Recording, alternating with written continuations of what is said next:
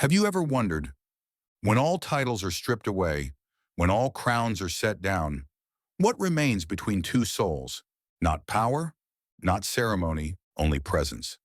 This is the story of a man who could command nations, yet chose instead to kneel beside a stray, and of a dog, discarded by the world, who became the final witness to a love that outlasted death itself.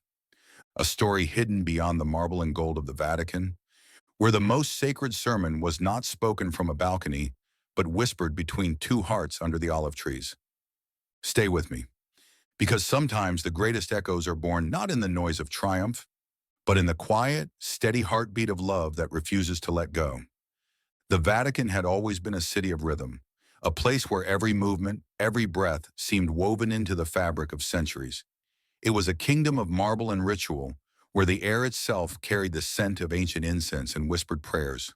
Even the passage of time felt slower here, filtered through stained glass and stone corridors that remembered the footsteps of saints and sinners alike.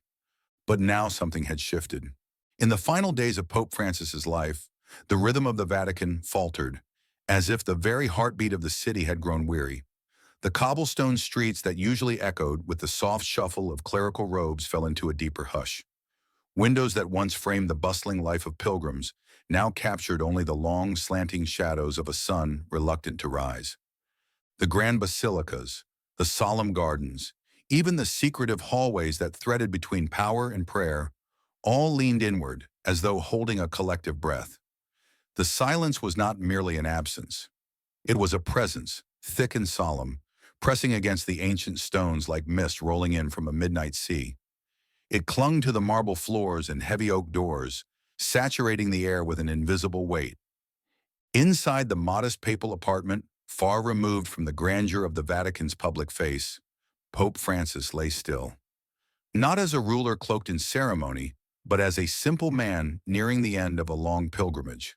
The room was spare, almost austere. Whitewashed walls, a small crucifix above the door, a worn leather chair by the window where he had often sat watching the gardens below. There were no golden ornaments, no elaborate tapestries, only the essentials of faith in a life quietly given. The papal staff moved like muted shadows, their steps soft against the stone floors, their voices falling into reverent whispers. The sisters of the Daughters of Charity, who had attended him faithfully for years, moved with the quiet efficiency of those who understood that love speaks loudest when it is silent. Doctors came and went, bearing their instruments and heavy knowledge, knowing that no intervention could reverse what was already unfolding. The end was near.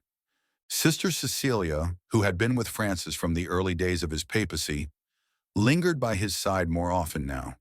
She watched the rise and fall of his breath, the way his eyelids fluttered as he drifted between restless dreams and waking prayers. Sometimes his fingers moved as if tracing invisible blessings across the air, reaching towards something or someone only he could see. Beyond the windows, the Vatican gardens stirred in the spring wind. The olive trees flashed their silver leaves and the evening bells began to toll, their sound folding into the silence rather than breaking it. Francis's gaze often wandered toward the window, to the world that still pulsed beyond his walls, the gardens that had been his refuge when the burdens of leadership grew too heavy. And now, even as his strength faded, he was reaching again. Not for legacy, not for power, for something far quieter, far more sacred. The Swiss guards, resplendent in their bright uniforms, stood a little straighter, their eyes a little dimmer as they sensed what was coming. The corridors of the Vatican, fortress of tradition and ceremony, prepared themselves, not just for the death of a pontiff, but for the passage of a man who had loved them all too humanly, too fiercely, too faithfully. Centuries of ritual stood ready. Every pageantry of farewell, every sacrament of parting was prepared to unfold with ancient precision. And yet, beneath it all, there was something deeper stirring, a whisper that would not be bound by marble or rite, a love that demanded no audience, no titles, no gold-threaded vestments. It was a love that would defy protocol and tradition alike. And it would all begin with a simple, unexpected request, spoken in a voice worn thin by the years, but carrying a weight that could move mountains. A request that would change everything. The room was thick with the kind of stillness that makes the ticking of a clock sound like thunder. In the faint afternoon light, Pope Francis stirred in his bed, a small, tremulous movement of a man reaching towards something unseen. Sister Cecilia, sitting quietly nearby, rose at once, leaning closer to hear his whisper. "Bring him," he said, the words so faint that she almost thought she had imagined them. At first she hesitated, wondering if he meant a cardinal, a trusted advisor, perhaps a member of his old inner circle. She leaned closer still, the concern evident in her soft voice as she asked, "Who, Your Holiness?" A tired smile crossed Francis's lips, one that seemed to crack the solemnity of the room like light through stained glass. His voice, no louder than the brush of wind through the olive trees outside, carried a name that seemed almost out of place amid the sacred rites and golden traditions. "Estabbon," he breathed. For a heartbeat, Sister Cecilia froze, the name pulling her sharply into memories of dusty paws, watchful eyes, and a silent presence that had walked the Vatican gardens with the Holy Father for years. A dog. He was asking for a dog to be brought into the most sacred inner chambers of the Apostolic Palace. She hesitated only a moment longer before nodding, a tear slipping free without her noticing. In any other time, in any other context, the very thought of such a request would have been inconceivable. The Vatican, fortress of tradition and guardianship of centuries-old protocol, was no place for stray creatures, no matter how beloved. Yet as she looked into Francis's eyes, clouded with weariness, but burning with unmistakable certainty, Sister Cecilia knew this was no indulgence. It was a final act of love. Moving with urgency, cloaked in reverence, she slipped from the room. Her soft-soled shoes whispered across the ancient stone floors as she made her way down the quiet corridors. Along the way, she encountered a young seminarian, and with a simple nod and a few hurried words, sent him running toward the gardens. News of the request passed from ear to ear like an invisible current. Swiss guards stationed near the courtyard exchanged glances, uncertainty flickering in their usually stoic expressions. To break formation, to alter the sacred choreography of a pontiff's final vigil, was unheard of. But there are moments when humanity outweighs duty, when the heart understands what protocol never can. And so, the guards stepped aside. Beyond the thick doors of the palace, the late afternoon had softened into gold. The olive trees shivered under a tender breeze, their silvered leaves catching the sun in sudden glinting flashes. Among the roots of one such tree lay Estabbon, curled into a familiar huddle of bone and worn fur, his breathing slow, his body aging alongside the man who had once knelt to greet him. He lifted his head without being called. Some instinct older than words stirred within him, and though his joints ached and his gait was no longer the brisk trot of younger days, Esteban rose.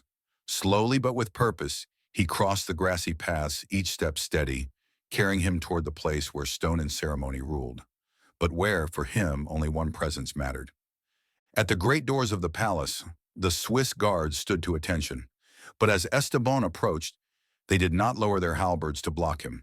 Instead, in a motion so fluid it seemed almost rehearsed, they stepped aside. The ancient oak doors, which had barred kings and commoners alike, swung open with a quiet groan, admitting a guest no titles could name. The old dog's claws tapped against the marble floors, each click a soft percussion against the immense silence. His shadow merged with the long shafts of light that angled through stained glass windows, painting the white walls with fragments of color. Witnesses later spoke in hushed, reverent tones of the sight. A dog, dusty and limping, padding through the hallowed corridors of the Vatican, as if he belonged to the very stones themselves. They said it felt as though something holy moved among them, something too pure for ceremony, too sacred for words. As Estaban moved deeper into the heart of the palace, the atmosphere shifted. Those who saw him instinctively bowed their heads, not in mockery, but in acknowledgement of a moment larger than themselves. It was not loyalty to tradition they honored, but a greater, older loyalty to love, to presence, to the quiet promises made between souls. Sister Cecilia waited at the threshold of the papal apartment, her hands pressed together, trembling slightly. As Esteban reached her, She stepped aside without a word, allowing him to cross into the quiet dimness where Pope Francis awaited. The dog paused just inside the doorway. For a long moment, he stood there, his battered body outlined against the fading light, his chest rising and falling in a slow, measured rhythm. Then, as if understanding the sanctity of the place and the gravity of the moment, he moved forward, one careful step at a time, toward the frail figure lying still upon the simple bed. Francis turned his head toward the sound. His eyes, once keen and penetrating, now glazed with exhaustion, brightened with recognition.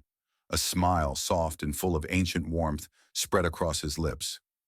Estabbon, without needing instruction, lowered himself to the ground at the foot of the bed. He rested his grizzled head against the baseboard, letting out a long breath that seemed to carry with it the accumulated weight of all the silent hours they had shared beneath the olive trees. The room, heavy with the impending gravity of death, softened. In that moment, centuries of ritual, layers of hierarchy, the weight of papal robes, all of it melted away. There were no titles here, no crowns, no borders between sacred and simple. There was only a man, reaching with trembling fingers toward the rough, familiar fur of a friend, and a creature who had waited his whole life for nothing more than this: to stay. Francis's fingers brushed Estabbon's back, lingering there as though afraid that even this small contact might slip away too soon. "There you are," he whispered, his voice barely more than breath. Outside the window, the bells of St. Peter's tolled again, their somber echoes rolling across the city that had so often been defined by grandeur. Inside, however, the grandeur was of another kind: the quiet majesty of presence, the sacredness of a loyalty that neither time nor death could diminish. And in that fragile, perfect moment, the world outside fell away. All that remained was love. The Vatican corridors had witnessed centuries of procession, kings crowned, popes buried, history written and rewritten under frescoed ceilings and flickering chandeliers. But that afternoon, as Estabbon's paws tapped softly across the marble floors, a different kind of procession unfolded. It was not marked by golden vestments or soaring hymns. It was marked by the humble sound of claws on stone and the unseen weight of love walking quietly through a kingdom built of stone and ceremony. As Estabbon moved forward, the grandeur of the Vatican seemed to recede. The heavy curtains, the gilded frames of saints long dead, the velvet thrones standing solemnly unused, they faded into a silent backdrop. What remained, sharp and vivid against the twilight halls, was a simple creature, small against the immensity, yet carrying within him a presence more profound than the artifacts of ages. The Swiss guards watched him pass, their halberds unmoving, their faces composed into unreadable masks. Yet behind their stoic gaze, something stirred. Perhaps it was recognition, the silent, aching understanding that no hierarchy, no fortress of tradition, no centuries of ritual could ever capture the purity of this moment. They did not bow, but their stillness was its own kind of reverence. Estabbon's journey was unhurried, as if he knew that the corridors themselves were measuring his steps. Each tap of his claws echoed up into the vaulted ceilings, reverberating between saints painted on plaster and mosaics glinting dimly in the fading light. To some it might have seemed a small sound, but to those who truly listened, it was a heartbeat. The great paintings lining the halls seemed to lean closer, the marble statues of apostles and martyrs casting long shadows as if bowing in witness. Even the air, heavy with the scent of old incense and polished wood, seemed to pause, waiting. Estabbon trotted onward, drawn not by summons, but by an invisible tether stronger than protocol, by love unspoken yet absolute. In a distant courtyard, the fountains murmured their ancient songs, their waters catching the last gold of a dying sun. The Vatican gardens beyond still whispered with the breath of spring, olive leaves flashing like tiny mirrors in the wind. But within the palace, the world had narrowed to this single journey, a pilgrimage not measured in relics or relic-bearing processions, but in silent footfalls and unwavering faith. As he approached the papal apartments, those who happened to glimpse the procession stepped aside instinctively, moved by something they could not name. Priests halted mid-prayer. Nuns crossing the hallways paused, hands frozen over rosaries. Even the most hardened officials lowered their eyes, sensing that they stood in the presence of something ancient, something eternal passing through mortal space. Estaban paused once before the final threshold. Before him stood the carved wooden door that led to the room where Pope Francis lay waiting, a door that had opened for cardinals, for monarchs, for emissaries of empires. Now awaited the quiet knock of paws and the steady beat of a heart that had never needed a title to be faithful. The old dog looked up, his nose twitching slightly at the familiar scent beyond the wood. He did not bark, did not whine. He simply waited, his body still, his spirit poised as if sensing that the final act of a long, silent symphony was about to begin. From within, Sister Cecilia appeared, her face lined with fatigue but softened by a tender smile. She knelt and gently opened the door wider, inviting him in without words. Their eyes met for the briefest of moments, two souls bound not by language, but by a shared understanding. Love does not need permission to enter where it belongs. Esteban stepped across the threshold. Behind him, the halls remained silent, witnesses to a moment that would never be written into the grand histories, but would live on in the deeper memory of hearts. The Vatican, for all its towering splendor, was humbled by a creature without name or pedigree, only loyalty etched into his bones. And so he walked forward, not as a visitor, not as a servant, but as a friend crossing the final distance toward a man who had once knelt in the dust to greet him. The room was bathed in a fragile half-light, the kind that softens the edges of everything it touches. The curtains had been drawn back just enough to let the fading sun spill across the floor, casting long beams of gold across the bed where Pope Francis lay. The soft murmur of the outside world seemed a distant memory, replaced by a silence so complete it felt like a prayer. Esteban stepped quietly into the room, his worn paws pressing into the ancient stones polished by centuries of footsteps. He moved without hesitation, guided by an instinct older than speech, drawn by the invisible thread that had always tied him to the man resting before him. Each step was careful, deliberate, as if he understood that every inch he crossed was sacred ground. Francis turned his head slowly, sensing more than seeing. His eyes, dulled by the fatigue of approaching death, sharpened in an instant at the sight of the familiar figure. A slow smile unfurled across his face, a smile that stripped away years of burden and sorrow, leaving only the pure joy of recognition.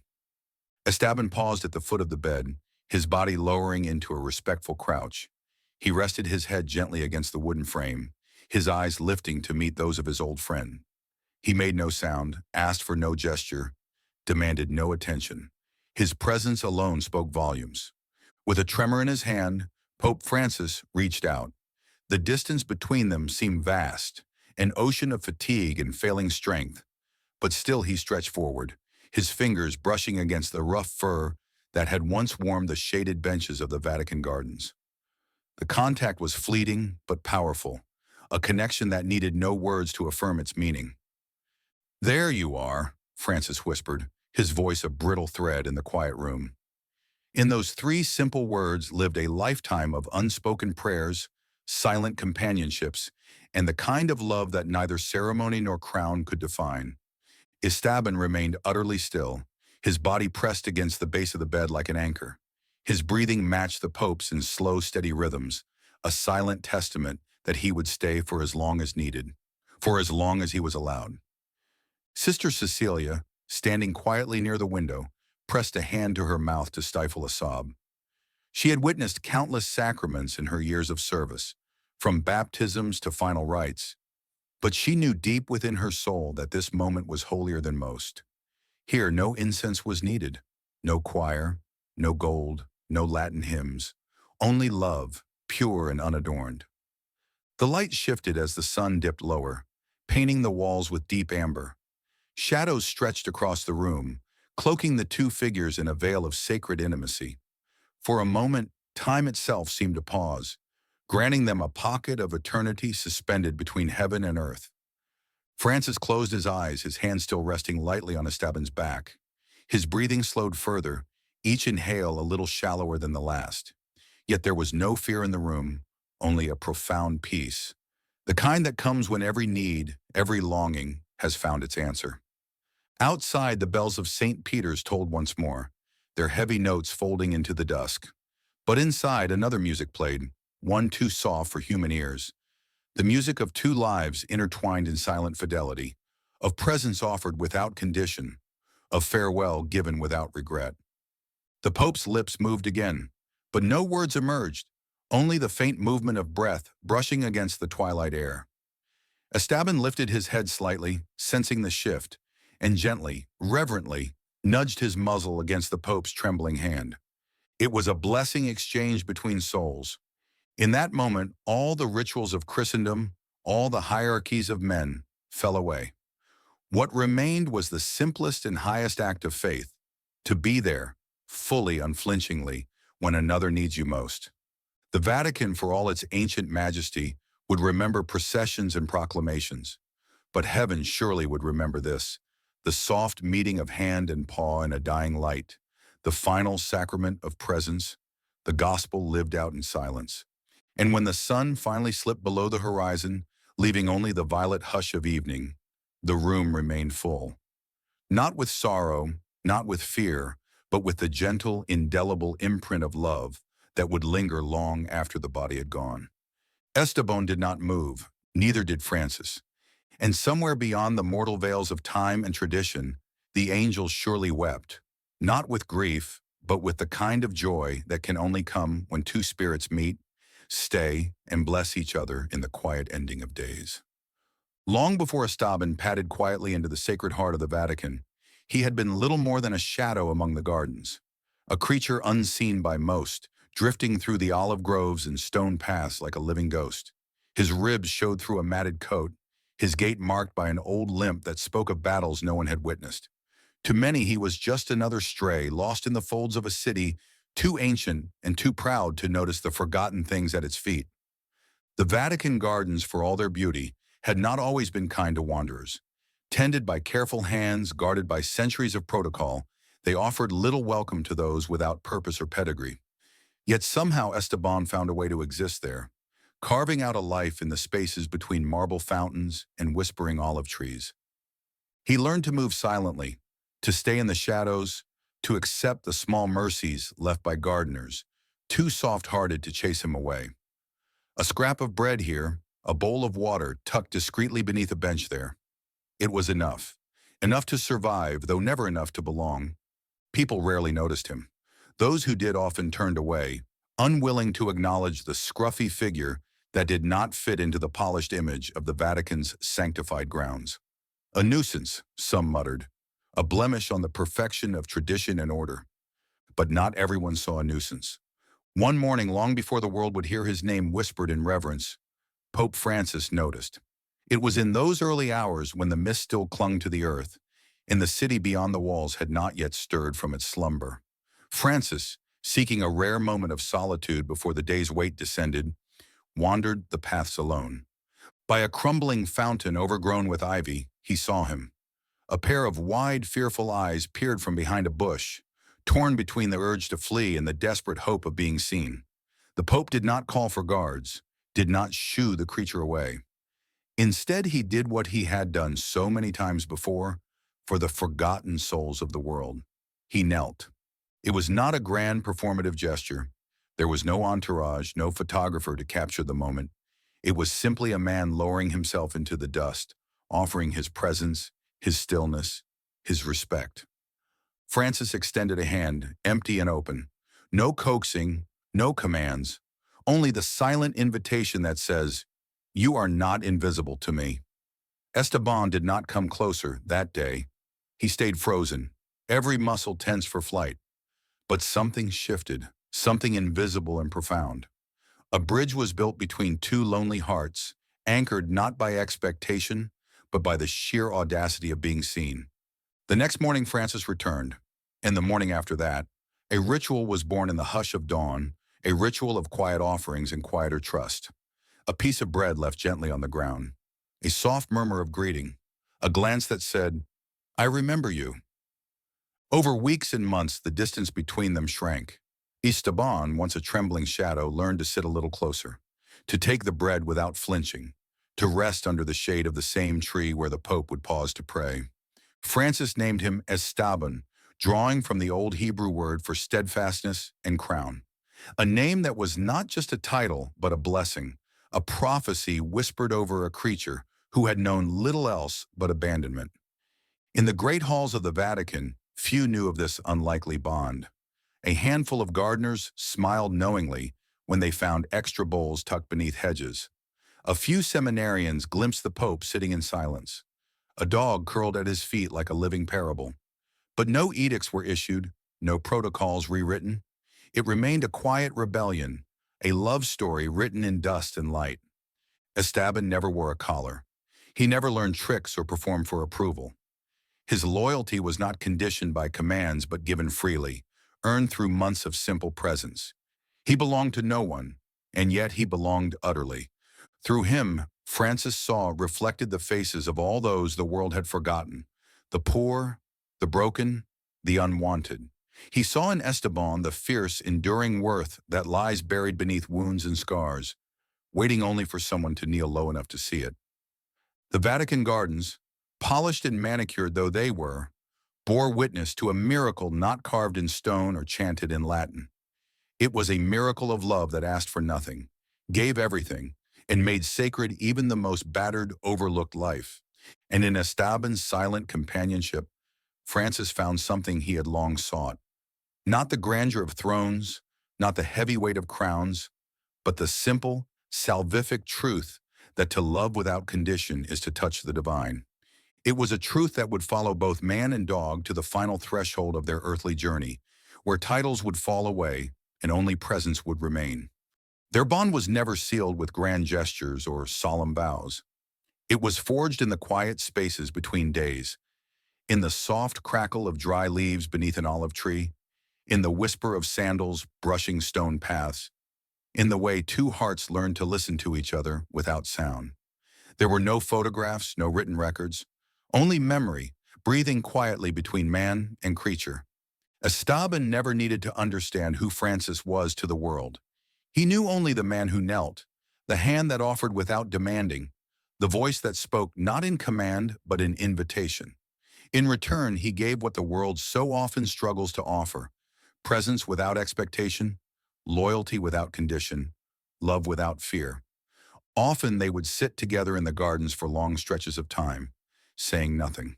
Francis with a rosary slipping slowly through his fingers. Estabbon curled nearby, head resting on his paws, breathing in rhythm with the Pope's unhurried prayers. In those silences, something deeper than friendship bloomed, something ancient and sacred, a restoration of trust long broken between humanity and the rest of creation. Sometimes Francis would whisper aloud fragments of psalms or memories from Buenos Aires, his voice barely louder than the rustling leaves overhead. Estabbon would listen, his ears twitching only slightly, as if the very cadence of the Pope's voice carried a comfort deeper than meaning.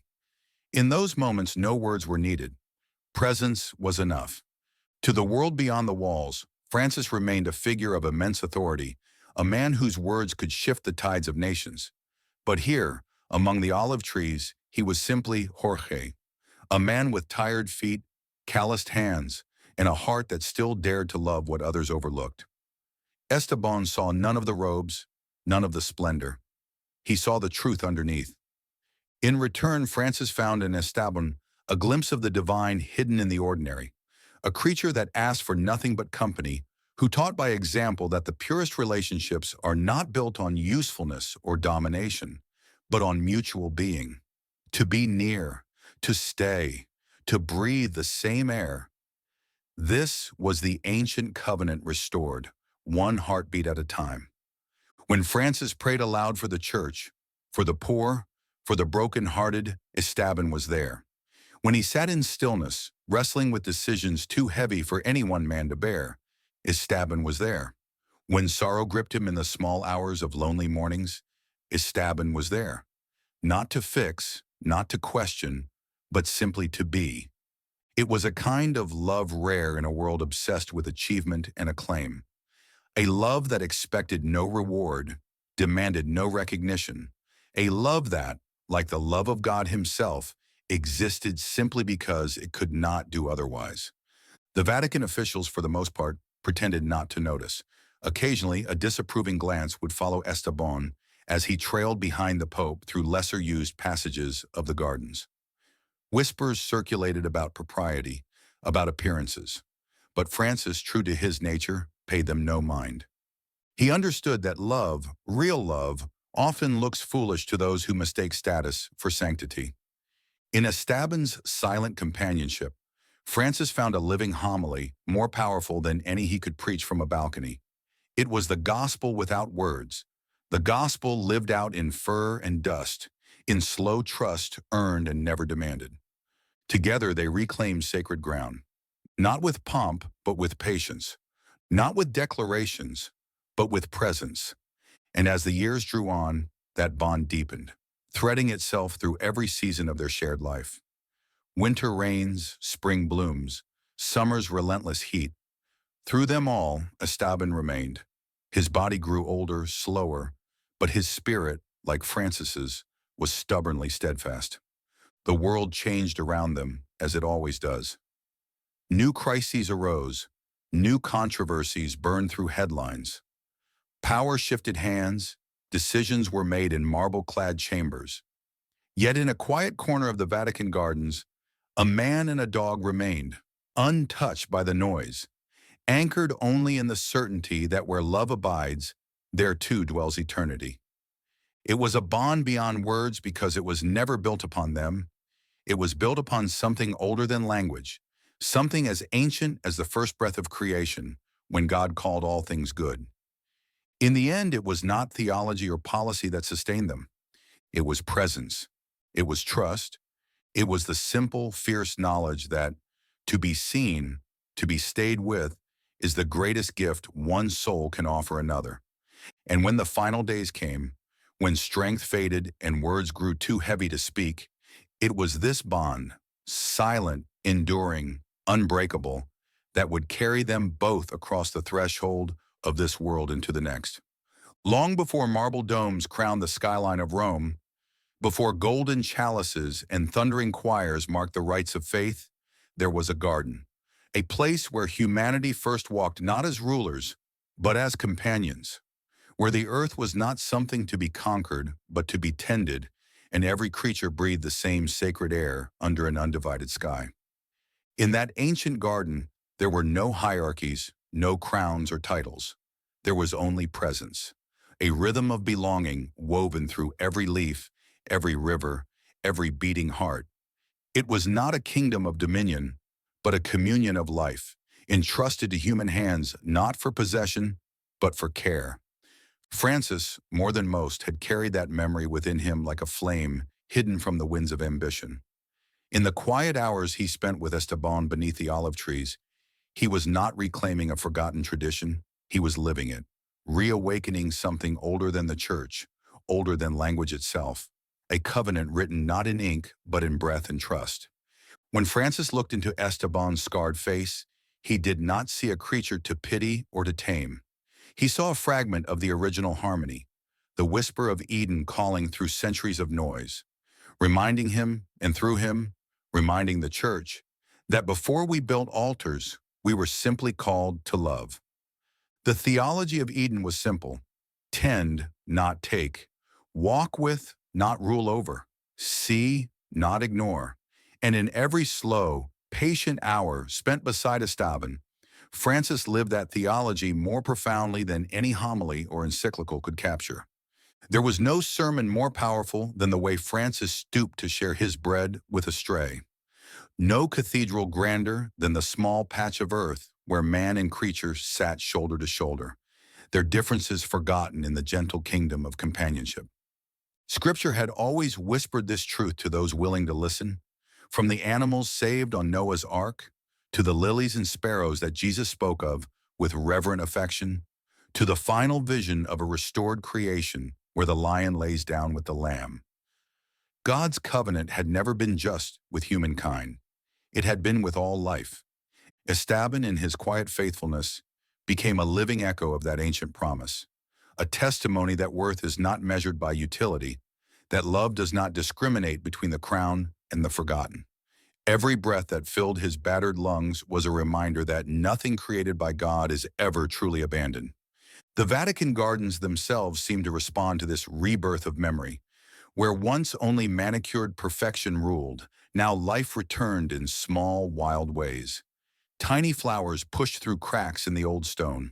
Birds nested lower in the hedges, unafraid. Even the olive trees seemed to bend a little closer, their roots remembering what the heart so easily forgets. Francis understood that to love creation was not a political stance or a romantic ideal. It was obedience to the first commandment ever given to humanity, to keep the garden, to protect and honor what God had made. His friendship with Estabbon was not an exception to tradition, it was the fulfillment of it. In the end, Eden was never truly lost. It had only been forgotten, buried under centuries of pride and conquest. But sometimes through the smallest acts, a piece of bread shared, a hand extended, a stray welcomed in, the gates creak open once more. And in the dying light of the Vatican gardens, where an old man prayed and a battered dog listened, Eden breathed again. In a world obsessed with titles, declarations, and displays of grandeur, the bond between Pope Francis and Estabbon was almost subversive. It whispered a truth too easily forgotten, that true authority is not wielded through domination, but offered through presence. That the mightiest act of leadership is not standing above others, but kneeling beside them, breathing the same dust, sharing the same silence. Francis could have commanded attention with a single gesture. His words had moved millions, reshaped dialogues, shifted the conscience of a church 2 millennia old. Yet in the sacred hush of the Vatican gardens, he chose not to speak from balconies, but to listen beside a wounded stray, allowing presence to say what power never could. Presence does not demand. It does not shout. It does not parade itself. Presence stays when it would be easier to walk away, remains when there is no applause, offers itself not to control, but to comfort. In Estabbon, Francis found not a subject to rule over, but a soul to walk alongside. This simple, steadfast companionship spoke more loudly than any encyclical ever could. It was an embodied sermon on the nature of Christ himself, who had washed the feet of his friends, touched the rotting skin of lepers, and wept over a friend's grave without shame. True love, Francis understood, is never transactional. It does not seek advantage. It simply abides. The Swiss guards stationed along the outer gardens sometimes caught sight of them. An aging pope sitting low on a weathered bench, a battered dog curled loyally at his feet. They saw no grand councils convened, no proclamations issued. They witnessed only the quiet power of humility, the kind that shifts not governments, but hearts. Francis did not try to make Estabbon into anything more than what he was. He did not adorn him with collars or titles, did not parade him as a symbol or use him as an emblem. He simply allowed him to exist, to be loved without condition, to heal without demand. This, perhaps, was the most radical gesture of all. For in a city built on centuries of hierarchy, where every inch of marble testified to human striving for greatness, Francis modeled a different kind of greatness, the greatness of kneeling low enough to see the face of God reflected in the broken and the forgotten. Presence over power, faithfulness over fame, love over legacy. The Vatican, for all its magnificence, had become secondary to the real sanctuary, those simple garden paths where an old man and an old dog taught each other how to stay. No declarations were issued, no golden records inscribed. Only the gentle imprint of footsteps worn into earth that had seen too many wars, too many crowns, too many forgotten vows. Sometimes in the quiet hours before dawn, Francis would rest his hand lightly on Estabbon's head, the simple gesture carrying more weight than any blessing spoken in Latin. It was not a conferring of dominion, but an acknowledgement of kinship. Two souls shaped by hardship, healed by love, bound by something stronger than law. In the end, it is presence that outlives power. Titles fade, palaces crumble, names etched in marble erode under time's patient hand. But the memory of someone who stayed, who saw you, who sat with you when there was nothing left to offer but company, that remains. As Francis's body weakened, as his steps slowed and his voice thinned to a whisper, Estabbon never wavered. He did not understand the shifting politics of conclaves or the murmured speculations of succession. He understood only the simple, holy command to stay, and stay he did. Through the thinning days, the thickening silences, the gathering shadows of farewell, Estaban remained, a silent testament that love's truest power is not found in conquest or control, but in presence offered freely, fiercely, and forever. The final hours descended not with thunder, but with a heavy, sacred hush. Even the marble corridors of the Vatican seemed to recognize it, their ancient stones absorbing every sound, every footfall, into reverent silence. Outside, the city breathed under a sky turning from gold to ash. But within the apostolic palace, time seemed to slow, folding in upon itself like a prayer whispered into the folds of eternity. Estaban lay at the foot of the bed, his body pressed tightly against the worn wood, as if anchoring Pope Francis to the world a little longer. His breathing matched the slowing rhythm of the man he loved, each rise and fall of his chest a stubborn act of faith against the inevitable. In his gaze there was no fear, only the fierce, unwavering loyalty of a heart that refused to turn away. Sister Cecilia remained close, her hands folded tightly in prayer, though her lips barely moved. She had served the church for decades, had watched saints and sinners alike pass into the next life. But this moment felt different. It was not only a pope she was losing, it was a man who had taught her that love, not duty, was the holiest commandment of all. The room was sparsely filled. No royal envoys, no throngs of cardinals in crimson robes. Only a few trusted souls, those who had walked with Francis, not through titles, but through tears. They stood in the periphery, heads bowed, allowing the sacred circle between the Pope and Estaban to remain unbroken. Outside the window, the Vatican gardens rustled in the evening breeze. The olive trees swayed as if in mourning, their silver leaves catching the last, thin light.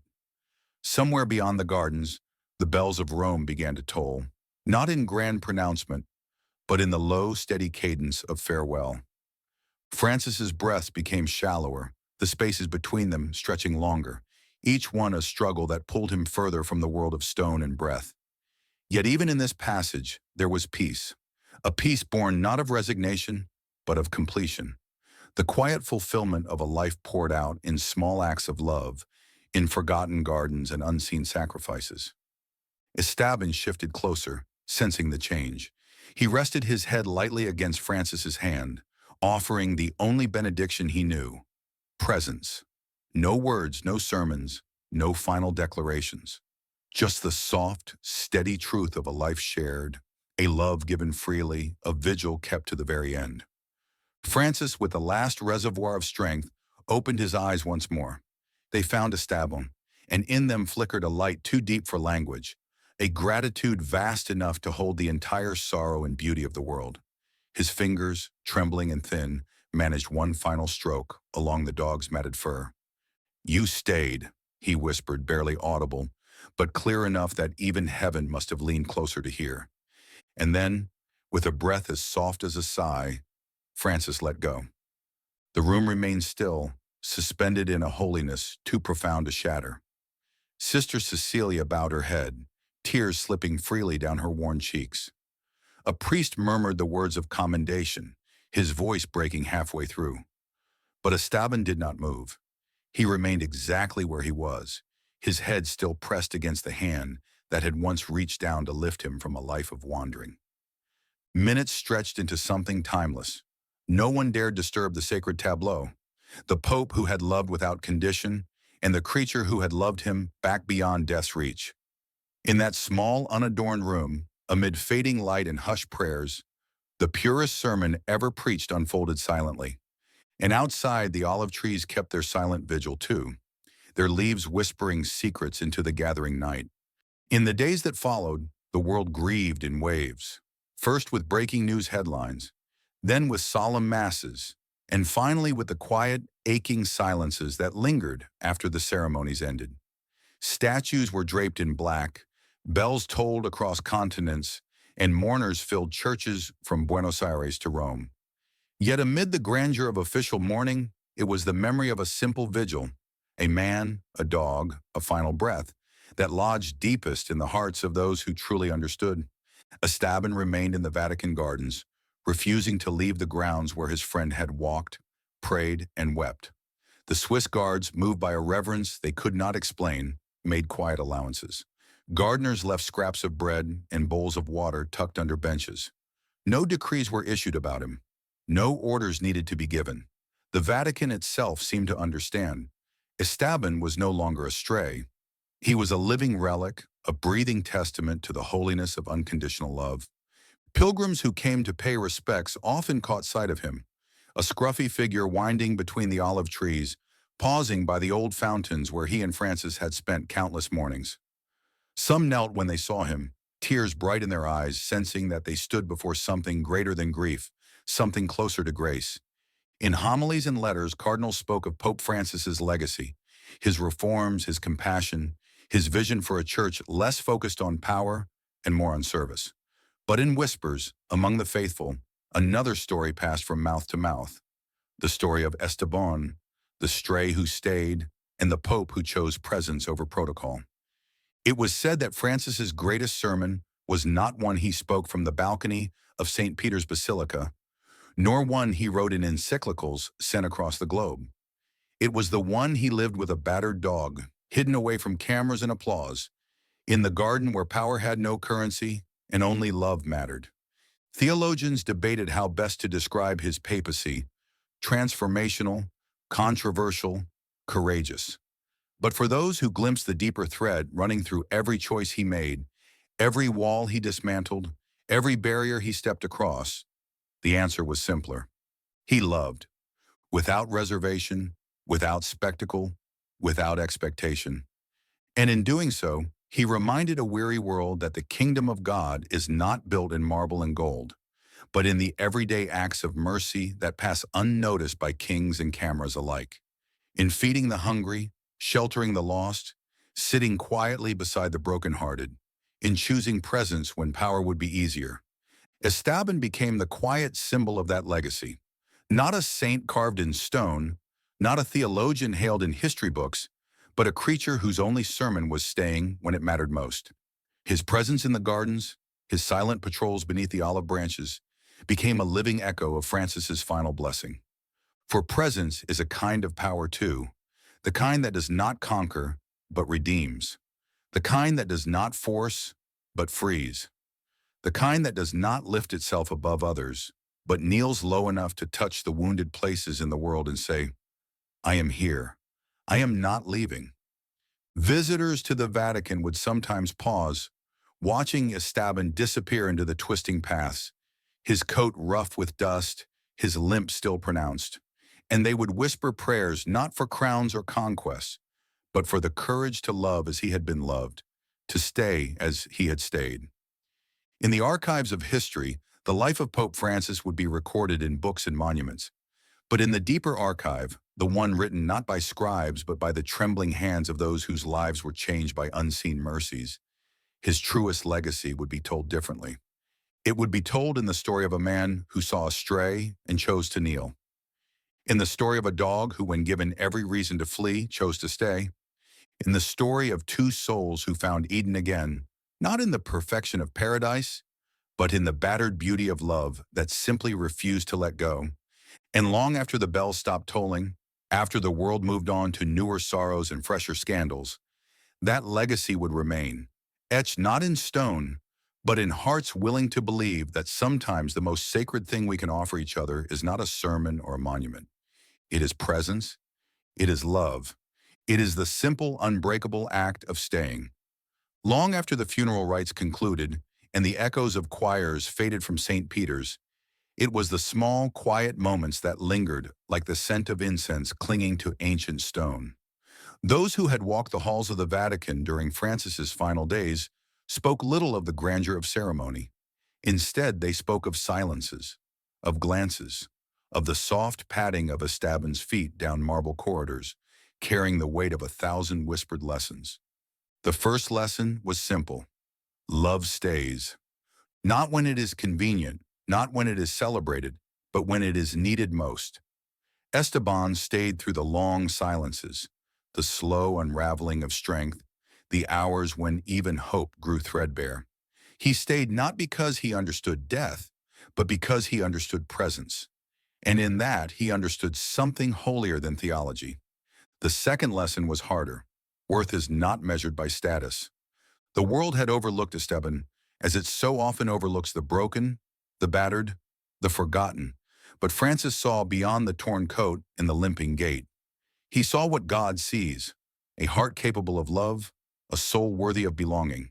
The stray that once haunted the edges of gardens now rested at the heart of a kingdom, not by edict, but by grace. The third lesson was quieter still. True faith is not in declarations, but in small fidelities. It is easy to proclaim love in grand gestures, harder to embody it in daily presence. Esteban asked for nothing, offered everything. He did not require signs or miracles, only the opportunity to be there, silent and steadfast when all the noise of the world fell away. As visitors moved through the Vatican gardens in the months after Francis's death, they often found themselves pausing without understanding why. Beneath the old olive trees, where the Pope and the stray had once sat side by side, the air seemed thicker, more tender. Pilgrims spoke in hushed tones, not because they were ordered to, but because something sacred still hummed in the earth there, a memory woven into the soil itself.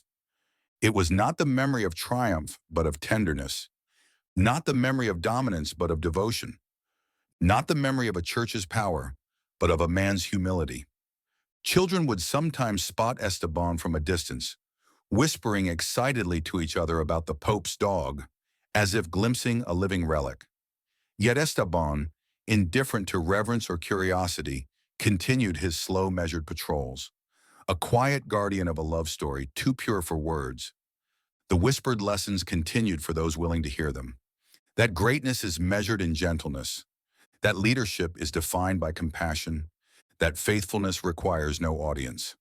Pope Francis had once said, in a homily few remembered at the time, God is found in the quiet places, in the small acts, in the hidden moments of mercy no one sees.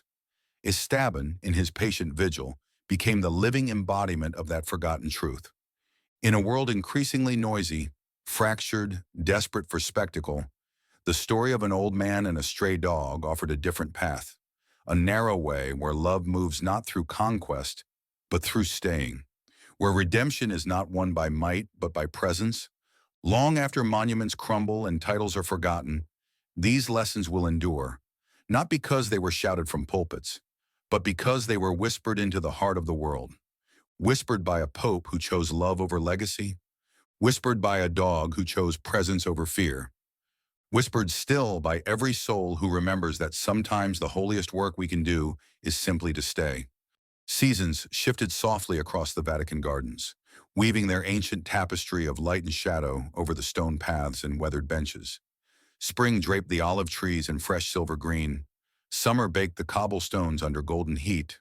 Autumn scattered leaves like forgotten prayers, and winter hushed everything in a brittle stillness. Yet through it all, one constant remained: Estabbon. He no longer waited at the palace doors or followed the slow steps of his old companion. Those days had passed into memory, but every morning, as the bells of St. Peter's pealed over the rooftops, Estabbon would make his way to the same worn bench where once two friends had sat side by side. He would sit quietly, his body still, his gaze steady, as if keeping a vigil that no longer needed to be commanded. The Vatican staff, those few who had truly known the bond between Francis and Esteban, moved respectfully around him. No orders were needed. The gardeners watered the roses a little more carefully near his path. The Swiss guards at the gates nodded silently when he passed.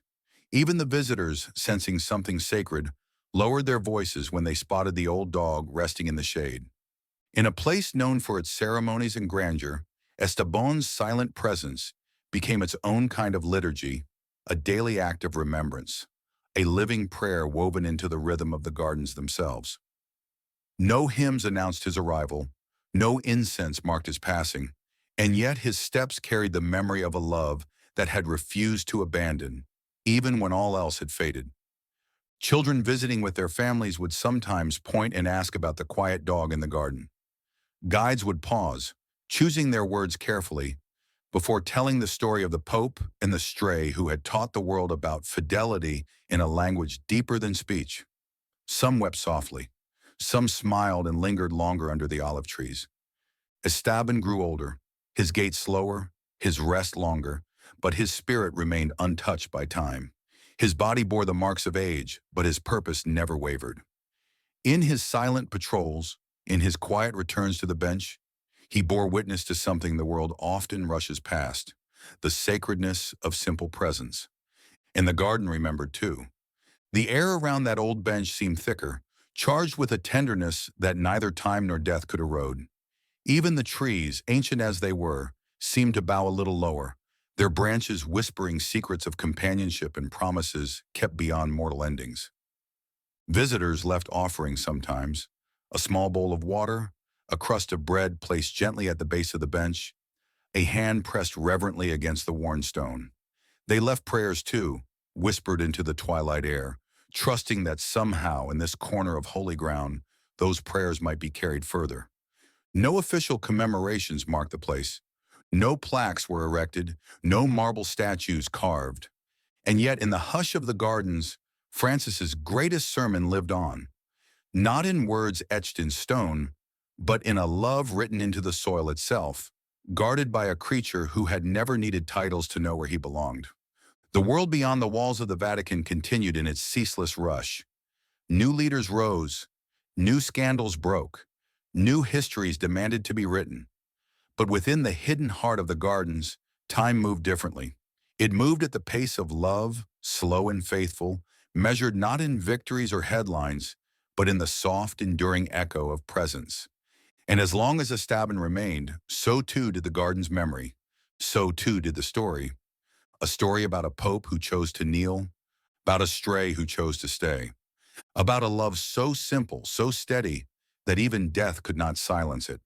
The garden remains, and with it, the unspoken promise that some things, presence, love, faithfulness, are eternal. As the years unfurled quietly across the Vatican gardens, Estaban's footprints wore gentle paths into the earth, as if mapping the memory of every moment he had shared with the man who once knelt to meet him. He grew older still, slower, his once bright eyes clouded with the haze of age.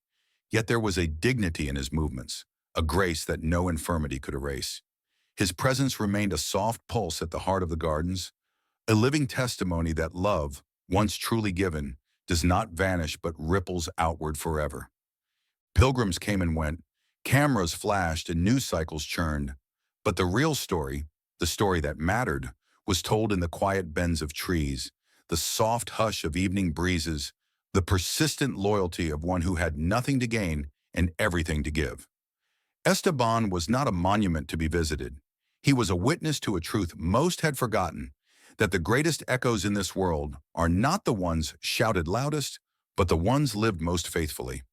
When Estaban's own final day came, it arrived not with drama, but with the same quiet dignity he had lived. The gardeners found him resting beneath the old bench, his body curled in a familiar shape, as if he had simply drifted into sleep while waiting.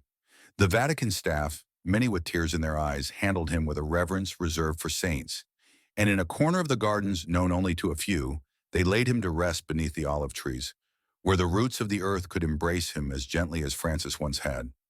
No marble marked the spot, no plaque bore his name, and yet to those who knew, the place became a sacred waypoint, a reminder carved not in stone, but in memory, that love leaves a mark deeper than any chisel could carve. The story of Pope Francis and Estabbon was never about a man and a dog alone. It was about the holy within the ordinary, about a world where every creature, every overlooked soul, carries within them the fingerprint of the divine. It was about choosing presence over spectacle, humility over dominance, love over legacy. And it was about remembering that true greatness is measured not by the crowds that applaud when you rise, but by the quiet souls who refuse to leave when you fall. Some say that if you walk the gardens at dusk, when the last light paints the sky in aching hues of violet and gold, you can still feel it, the echo of soft footsteps, the warmth of an unseen gaze watching faithfully from the shadows, not as ghosts but as reminders, reminders that what is done in love is never lost, that presence once given never fades into nothingness, that even in the hush after the final farewell, Love speaks still. Estabbon's life, humble and unnoticed by the standards of the world, became a living bridge back to Eden, a whisper from the heart of creation calling us home to the simple, eternal truth. To love, to stay, to remember. And so, long after the banners were taken down, the statues polished, the histories rewritten, the eternal echo remained, carried not by trumpets or choirs, but by every heart that dares even now to kneel low, to lift its gaze in trust, and to believe that the smallest acts of love are the ones that endure forever. In the quiet rustle of the olive leaves, in the soft padding of paws long stilled, in the spaces between prayers where words fail but love speaks louder, the story lives on. The garden remains. The love remains. The echo remains. And it always will. Some stories do not end when the last page is turned or the last word is spoken. They continue, woven silently into the hearts of those willing to listen beyond the noise of the world. The story of Pope Francis and Estabbon is one such story, a quiet benediction, whispered still in the rustling of the olive trees and the simple acts of unseen love. It reminds us that the greatest legacies are not monuments built high into the sky, but the invisible bridges of compassion we build between souls. That presence, pure and steady, carries more power than titles ever could. That love, once given without condition, becomes eternal, echoing across time, across loss, across the fragile beauty of life itself. Perhaps the question this story leaves us with is not about power or prestige or even history. It is something simpler, more sacred. When the final hour comes for each of us, when all the noise fades and only the heart remains, who will sit beside us? Who will have stayed? May we live lives that answer that question well. If this story stirred something within you, if it reminded you of the quiet power of staying, of loving beyond reason, share it. Carry it with you. Let it shape the way you walk through your own gardens of life, because in the end, it is not the crowns we wear, but the hearts we touch that will echo forever.